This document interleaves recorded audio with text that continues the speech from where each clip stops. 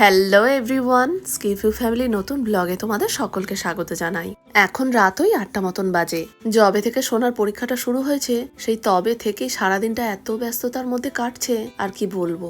মাঝে 2টো দিন সোনার আবার পরীক্ষা নেই, আবার সেই সোমবার থেকে পরীক্ষা।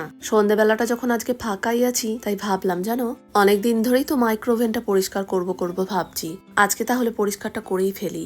এটা তো বেশিক্ষণের কাজ নয়, ভালো করে ভেতরটা মুছতেই যা সময়টা লাগবে। সামনের সপ্তাহটাতে আবার এক্সট্রা কাজ করার সময় পাবো না, তারপরে সপ্তাহে আবার মহেশমর্দিনী পুজো পড়ে যাচ্ছে। নিচটায় কাচের প্লেটটা ছিল তো সেই জন্য খুব একটা নোংরা হয়নি। মাইক্রো ওভেনের দুপাশটা আর উপরটাই যা নোংরাটা হয়েছে।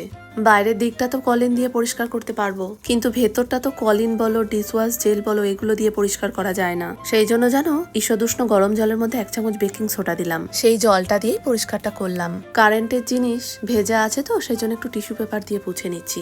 মাইক্রোওভেনটা এখন একটু খোলা থাক, দাঁড়াও ততক্ষণ কাচের প্লেটটাকে একটু পরিষ্কার করে নিই।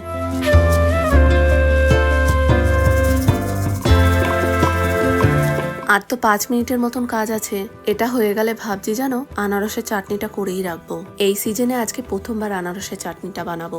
পরিষ্কার হয়ে গেছে, এবার একটু ভালো করে পুছে নিই, তারপরে সেটিংটা করে ফেলবো। মাইক্রোওভেনের ভেতরটা দেখো কি দারুণ পরিষ্কার হয়েছে না, একদম সেই নতুনের মতন চকচক করছে। কাচের প্লেটটা বসানো কমপ্লিট, আর শুধু এই কাজটাই বাকি আছে। অনেক সময় দেখবে মাইক্রোওভেনের ভেতরটা পরিষ্কার করার পরেও তাও একটা গন্ধ থেকেই যায়, তখন কিন্তু আমার মতন তোমরাও এই টোটকাটা একবার করে দেখতে পারো। দাঁড়াও মাইক্রোওভেনটাকে আগে বন্ধ করে দিই, তারপরে বলছি।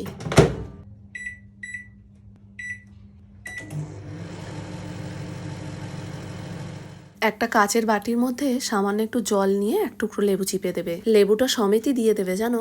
1 মিনিটের মতন মাইক্রোওভেনটাকে চালিয়ে দিয়ে আর কিছুক্ষণ খুলবে না। 10-15 মিনিট বাদে যখন মাইক্রোওভেনের পাল্লাটা খুলবে তখন দেখবে ভেতর থেকে ফ্রেশ একটা সুন্দর গন্ধ বেরোচ্ছে। চলো এটা এখন এরকমই থাক,